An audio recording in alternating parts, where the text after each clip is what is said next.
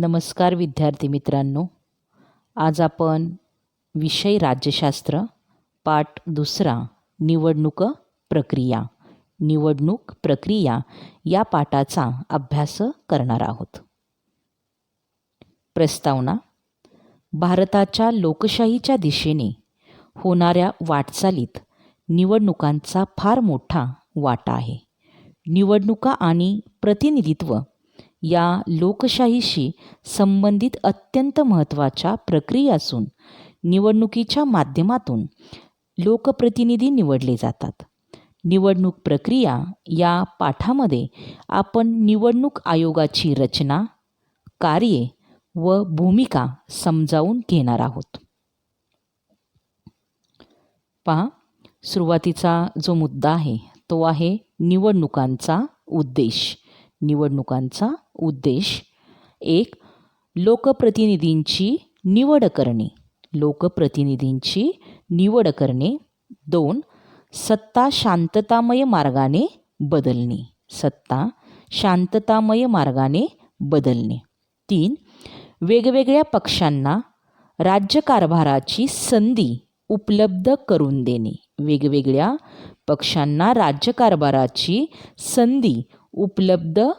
देणे. 4. शासनाच्या धोरणांमध्ये बदल घडवणे. 5. समाजजीवन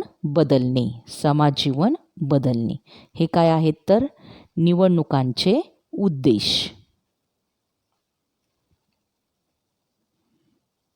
आपण जे प्रतिनिधी निवडून देतो ते कार्यक्षम, प्रामाणिक, विश्वासू, जनमताची कदर करणारे असावेत अशी एक भावना असते.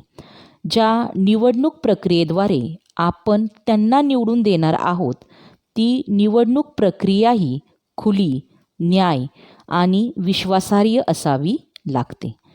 या दृष्टीने भारताच्या संविधानाने निवडणुका घेण्यासाठी एक स्वतंत्र निवडणूक आयोगाची तरतूद केली आहे. भारताच्या संविधानाने निवडणुका घेण्यासाठी एका स्वतंत्र निवडणूक आयोगाची तरतूद केलेली आहे.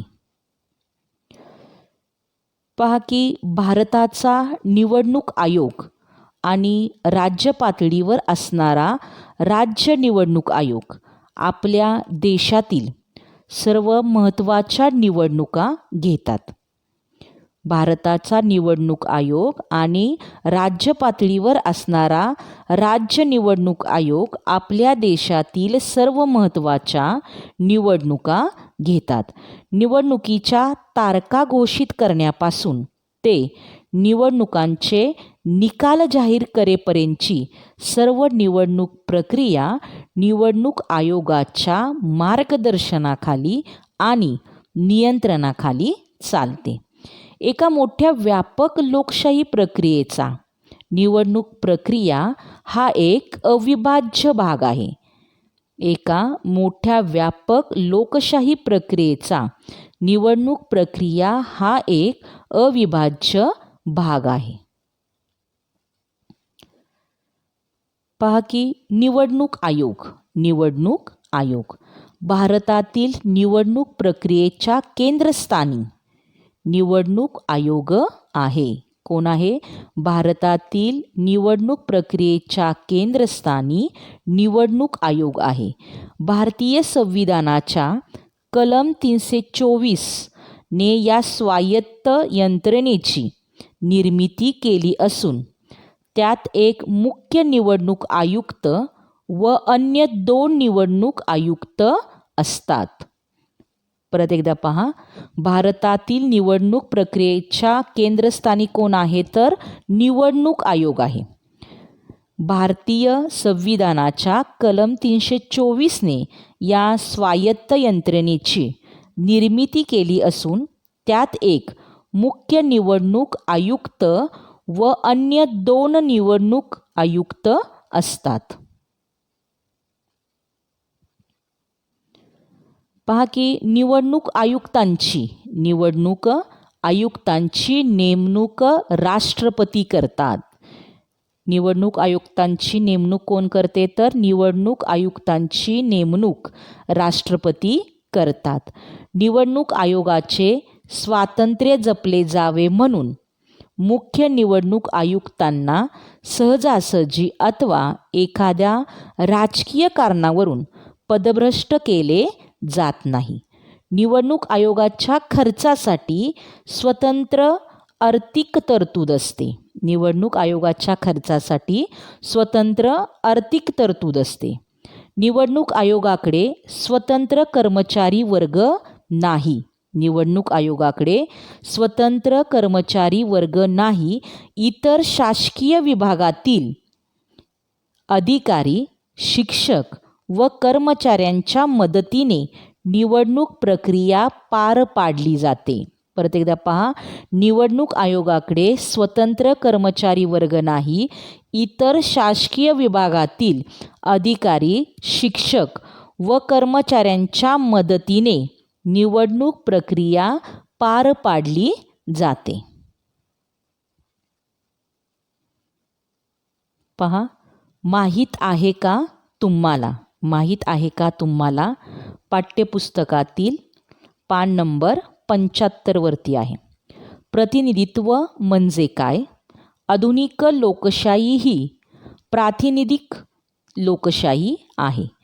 लोकशाहीतील निर्णय प्रक्रियेत संपूर्ण जनतेला सामावून घेणे शक्य नाही. लोकशाहीतील निर्णय प्रक्रियेमध्ये संपूर्ण जनतेला सामावून घेणे शक्य नाही. यातून जनतेने आपल्या वतीने काही लोकांना राज्यकारभार करण्यासाठी प्रतिनिधी म्हणून निवडून देण्याची पद्धत निर्माण झाली. प्रतिनिधींनी जनतेला जबाबदार राहून जनतेच्या कल्याणाला प्राधान्य देत राज्यकारभार करणे अपेक्षित असते.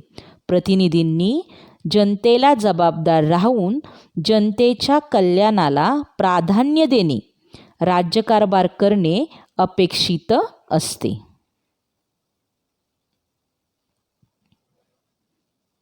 पहा, माहीत आहे का तुम्हाला? माहीत आहे का तुम्हाला? स्वतंत्र भारतातील पहिले मुख्य निवडणूक आयुक्त सुकुमार सेन होते. स्वतंत्र भारतातील पहिले मुख्य निवडणूक आयुक्त सुकुमार सेन होते. 1921 साली सेन हे ब्रिटिशकालीन भारतीय प्रशासकीय सेवेत दाखल झाले. पुढे 1950 मध्ये निवडणूक आयोगाची स्थापना झाल्यानंतर त्यांना निवडणूक आयुक्तांचा पदभार दिला. अतिशय प्रतिकूल व कठीण परिस्थितीत देखील सेन यांनी अगदी कौशल्याने आयोगाचे कामकाज सांभाळले. तुमच्यासमोर जे चित्र दिसत आहे ते कोणाचे आहे? तर सुकुमार सेन. सुकुमार सेन हे कोण होते? तर स्वतंत्र भारतातील पहिले मुख्य निवडणूक आयुक्त सुकुमार सेन होते. त्यानंतरचा मुद्दा पहा की निवडणूक आयोगाची कार्ये. निवडणूक आयोगाची कार्ये. 1. मतदार याद्या तयार करणे. मतदार याद्या तयार करणे. पहा की वयाची 18 वर्ष पूर्ण केलेल्या प्रत्येक भारतीय नागरिकाला मतदानाचा हक्क आहे. वयाची 18 वर्ष पूर्ण केलेल्या प्रत्येक भारतीय नागरिकाला मतदानाचा हक्क आहे. तो बजावण्यासाठी त्याचे नाव मतदार यादीत असावे लागते. मतदार याद्या तयार करणे, त्या अद्ययावत करणे, नव्या मतदारांचा समावेश करणे इत्यादी कामे निवडणूक आयोग करते. निवडणूक आयोग कोणती कामे करते? तर मतदार याद्या तयार करणे, त्या अद्ययावत करणे, नव्या मतदारांचा समावेश करणे इत्यादी कामे निवडणूक आयोग करते. मतदारांना ओळखपत्र देण्याचा अधिकार निवडणूक आयोगाला आहे. 2. निवडणुकांचे वेळापत्रक व संपूर्ण कार्यक्रम ठरवणे. निवडणुकांचे वेळापत्रक व संपूर्ण कार्यक्रम ठरवणे. निवडणुकांचे संपूर्ण संचालन ही निवडणूक आयोगावरील जबाबदारी असल्याने कोणत्याही राज्यात केव्हा व किती टप्प्यात निवडणुका घ्यायच्या हे निवडणूक आयोग ठरवते. म्हणजेच काय तर निवडणुकांचे वेळापत्रक व संपूर्ण कार्यक्रम ठरवण्याची जबाबदारी कोणावर आहे? निवडणूक आयोगावर आहे. 3. उमेदवारांच्या अर्जांची छाननी करणे. उमेदवारांच्या अर्जांची छाननी करणे. निवडणुकांच्या तारखा जाहीर झाल्यानंतर विविध राजकीय पक्ष आपले उमेदवार निवडणुकीसाठी उभे करतात. तसेच कोणत्याही पक्षाचा पाठिंबा न घेता स्वतंत्रपणे काही उमेदवार निवडणूक लढवतात. अशा अपक्ष उमेदवारांसह निवडणूक लढवू इच्छिणाऱ्या या सर्व उमेदवारांना अर्ज भरावा लागतो व त्यात स्वतःसंबंधी सर्व माहिती द्यावी लागते. या अर्जाची काटेकोर छाननी निवडणूक आयोग करते व पात्र उमेदवारांना निवडणूक लढवण्यास परवानगी देते. परत एकदा पहा. निवडणुकांच्या तारखा जाहीर झाल्यानंतर विविध राजकीय पक्ष आपले उमेदवार निवडणुकीसाठी उभे करतात. तसेच कोणत्याही पक्षाचा पाठिंबा न घेता स्वतंत्रपणे काही उमेदवार निवडणूक लढवतात. अशा अपक्ष उमेदवारांसह निवडणूक लढवू इच्छिणाऱ्या या सर्व उमेदवारांचा अर्ज भरावा लागतो व त्यात स्वतःसंबंधी सर्व माहिती द्यावी लागते. या अर्जाची काटेकोर छाननी निवडणूक आयोग करते व पात्र उमेदवारांना निवडणूक लढवण्यास परवानगी देते. 4. राजकीय पक्षांना मान्यता देणे. राजकीय पक्षांना मान्यता देणे. आपल्या देशात बहुपक्ष पद्धती आहे. तसेच नवनवे पक्ष निर्माण होतात. पक्षांमध्ये फूट पडून नवे पक्ष अस्तित्वात येतात. अशा सर्व पक्षांना निवडणूक आयोगाची मान्यता आवश्यक असते. एखाद्या पक्षाची मान्यता रद्द करण्याचा अधिकारही निवडणूक आयोगाला असतो. एखाद्या पक्षाची मान्यता रद्द करण्याचा अधिकारही निवडणूक आयोगाला असतो. निवडणूक आयोग राजकीय पक्षांना निवडणूक चिन्ह देते. निवडणूक आयोग राजकीय पक्षांना निवडणूक चिन्ह देते. पहा की आपल्या देशामध्ये बहुपक्ष पद्धती आहे. मग बहुपक्ष पद्धती म्हणजेच काय? तर 2 किंवा 2पेक्षा जास्त पक्ष सत्तेवर येतात ती बहुपक्ष पद्धती होय. 2 किंवा 2पेक्षा जास्त पक्ष सत्तेवर येतात ती बहुपक्ष पद्धती होय. 5. निवडणुकीसंबंधी वाद सोडवणे. निवडणुकीसंबंधी वाद सोडवणे. निवडणुकीसंबंधी काही वाद निर्माण झाल्यास ते सोडवण्याची जबाबदारी निवडणूक आयोगावर असते. निवडणुकीसंबंधी काही वाद निर्माण झाल्यास ते सोडवण्याची जबाबदारी निवडणूक आयोगावर असते. त्यानुसार एखाद्या मतदारसंघात पुन्हा निवडणुका घेणे अथवा उमेदवाराची अपात्रता घोषित करणे ही कामे निवडणूक आयोगाची आहेत. तुम्हाला याच्यावरती परीक्षेसाठी प्रश्न येतो. निवडणूक आयोगाची कार्ये कोणती आहेत? निवडणूक आयोगाची कार्ये कोणती आहेत? पहा. माहीत आहे का तुम्हाला? पाठ्यपुस्तकातील पान नंबर 76 वरती आहे. मतदार नोंदणीसाठी विशेष मतदार जागृती मोहीम आखण्यात येते. त्यासाठी राष्ट्रीय मतदार दिवस साजरा केला जातो.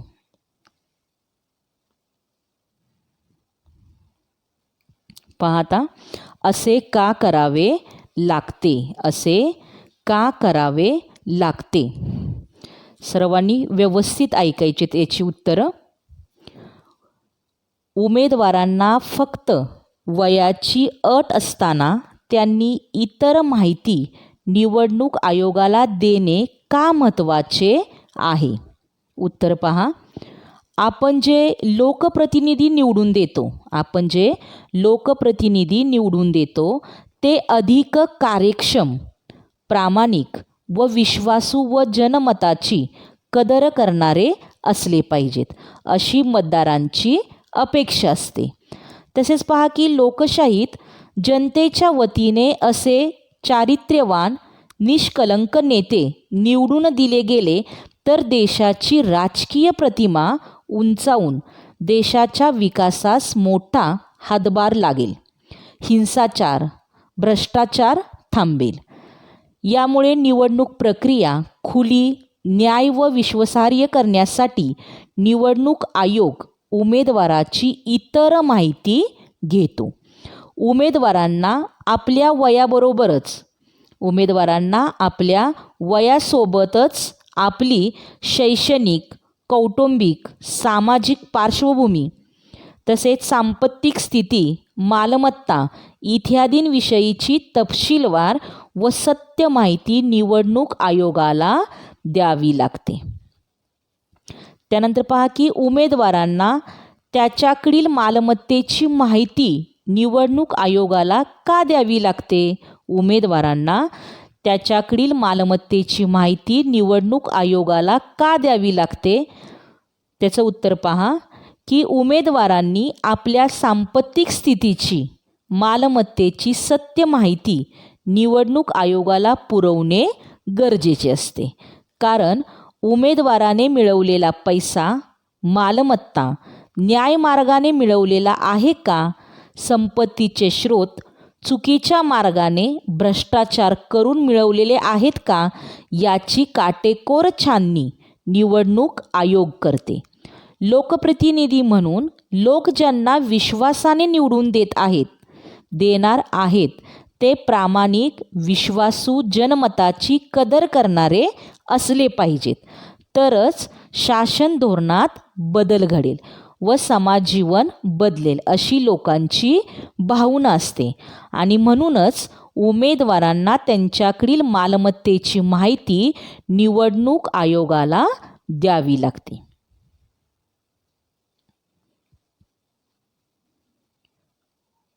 पाहता, तुम्ही सांगू शकाल की राजकीय पक्षांना मान्यता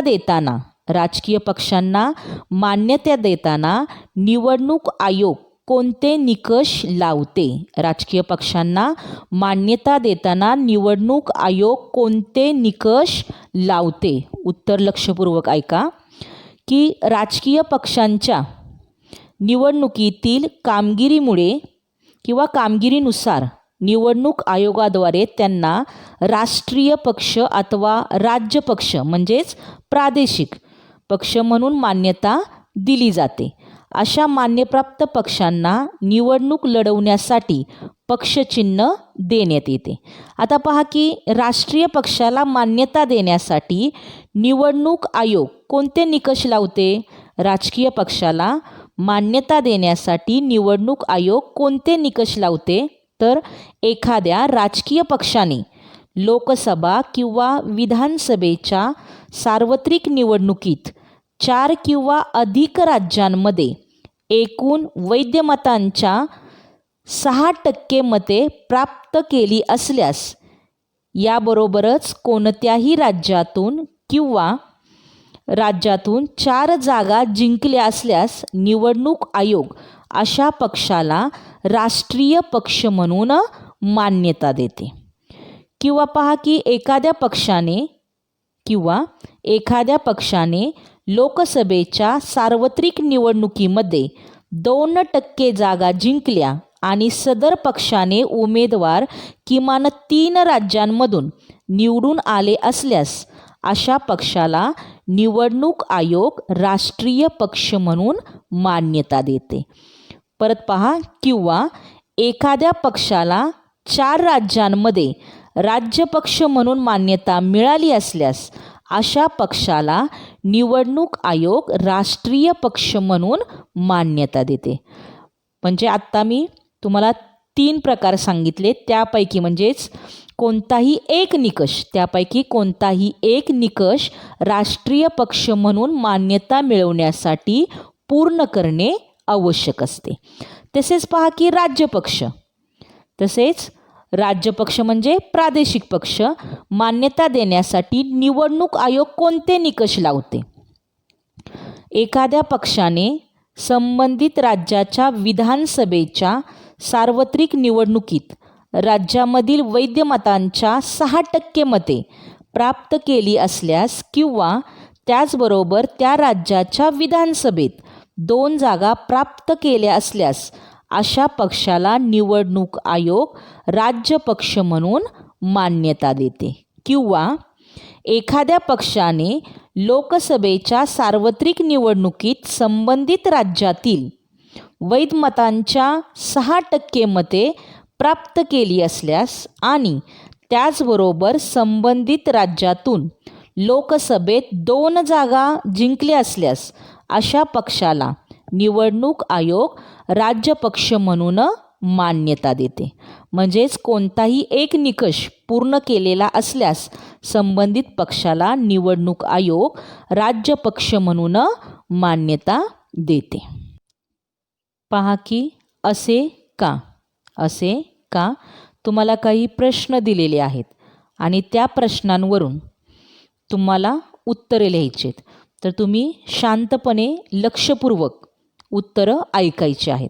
पहा, एक आहे अनुसूचित जाती व अनुसूचित जमातींसाठी काही मतदारसंघ राखून ठेवले जातात. अनुसूचित जाती व अनुसूचित जमातींसाठी काही मतदारसंघ राखून ठेवले जातात. उत्तर, अनुसूचित जाती व अनुसूचित जमातीच्या समाजाला प्रतिनिधित्व मिळवून देणे, तसेच संविधानाकडून व राज्य शासनाकडून अनुसूचित जाती व जमातींसाठी उपलब्ध झालेल्या सवलती व हक्कांसाठी तरतुदीप्रमाणे सध्याच्या स्थितीचा अभ्यास करणे व शासनाला उपाय सुचवणे, या समाजाच्या तक्रारींचे समस्यांचे निवारण करणे, तसेच या समाजाच्या सामाजिक आर्थिक विकासाच्या योजना प्रक्रियेत प्रत्यक्ष सहभाग घेणे, या जाती जमातींच्या यादीमध्ये एखाद्या जातीचा समावेश करणे किंवा वगळणे यासाठी शिफारस करणे, तसेच या समाजाच्या कल्याण, आरक्षण, संरक्षण, विकासासंबंधी इतर बाबी ठरवणे. दुसरं आहे की सर्वच राजकीय पक्षांना निवडणूक चिन्हे असतात. दुसरा कोणता आहे? सर्वच राजकीय पक्षांना निवडणूक चिन्हे असतात. पहा की मतदान करताना मतदारांना आपल्याला हव्या असलेल्या राजकीय पक्षाला मत देणे सोपे जावे किंवा शक्य व्हावे, याकरता सर्वच राजकीय पक्षांना निवडणूक चिन्हे असतात. राष्ट्रीय पक्ष आणि राज्य पक्ष म्हणून मान्यता प्राप्त केलेल्या पक्षांसाठी निवडणूक आयोग काही चिन्हे निश्चित करून देतो, तर अन्य पक्षांना उर्वरित चिन्हे दिली जातात. तसेच या निवडणूक चिन्हांमुळे संबंधित पक्षाची जनतेच्या मनात प्रतिमा निर्माण होते. यामुळे मतदान करताना आपल्याला हव्या त्या पक्षाला मतदान करताना मतदारांचा गोंधळ उडत नाही आणि निवडणूक चिन्हांमुळे निरक्षर लोकांनाही मतदान करताना त्रास होत नाही. त्यानंतरचा तिसरा प्रश्न आहे की मतदानाच्या वेळी आणि मतमोजणी करताना राजकीय पक्षांचे अधिकृत प्रतिनिधी हजर असतात. मतदानाच्या वेळी आणि मतमोजणी करताना राजकीय पक्षांचे अधिकृत प्रतिनिधी हजर असतात. त्याचं उत्तर पहा. मतदानाच्या दिवशी मतदान केंद्रावर येणाऱ्या मतदारांना मतदान यादी संदर्भात सहकार्य करण्यासाठी जसे मतदार यादीतील मतदाराचे नाव क्रमांक शोधून देणे, याशिवाय वृद्ध व अपंग मतदारांना मतदान केंद्रापर्यंत पोहोचवण्याची सोय करणे, तसेच निवडणूक प्रक्रियेत पारदर्शकता आहे किंवा नाही ते पाहणे इत्यादी करता मतदानाच्या वेळी राजकीय पक्षांचे प्रतिनिधी हजर असतात.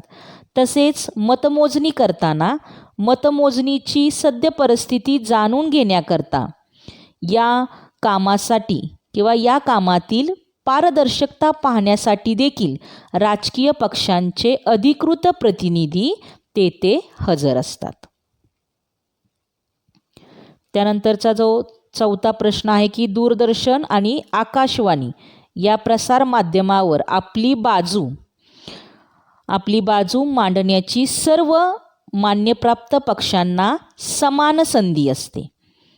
दूरदर्शन, आकाशवाणी या प्रसार माध्यमांवर आपली बाजू मांडण्याची सर्व मान्यप्राप्त पक्षांना समान संधी असते. त्याचं उत्तर पहा की प्रसार माध्यमांना लोकशाहीचा चौथा स्तंभ असे म्हटले जाते. प्रसार माध्यमांना लोकशाहीचा चौथा स्तंभ असे म्हटले जाते. प्रसार माध्यमांद्वारे प्रसारित केली जाणारी माहिती ही देशाच्या कानाकोपऱ्यात पोहोचत असते आणि लोकशाहीमध्ये प्रत्येकाला आपले मत मांडण्याचा काय आहे तर अधिकार आहे. लोकशाहीमध्ये प्रत्येकाला आपले मत मांडण्याचा अधिकार असतो. यामुळे सर्व देशवासियांना संबोधित करण्याकरता, आपल्या पक्षाचे मनोदय सांगण्याकरता, विकास आराखडा जनतेपुढे मांडण्याकरता दूरदर्शन, आकाशवाणी या प्रसार माध्यमांवर आपली बाजू मांडण्याची सर्व मान्यप्राप्त पक्षांना समान संधी असते. या सर्व प्रश्नांची उत्तरे विद्यार्थ्यांनी लक्षपूर्वक ऐकायची आहेत.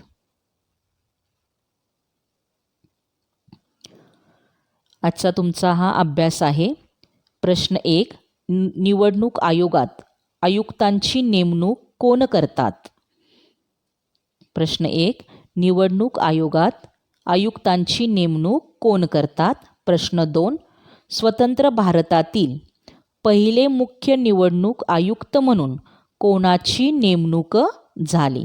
स्वतंत्र भारतातील पहिले मुख्य निवडणूक आयुक्त म्हणून कोणाची नेमणूक झाली? प्रश्न 3. निवडणूक आयोगाची कार्ये स्पष्ट करा. निवडणूक आयोगाची कार्ये स्पष्ट करा. धन्यवाद.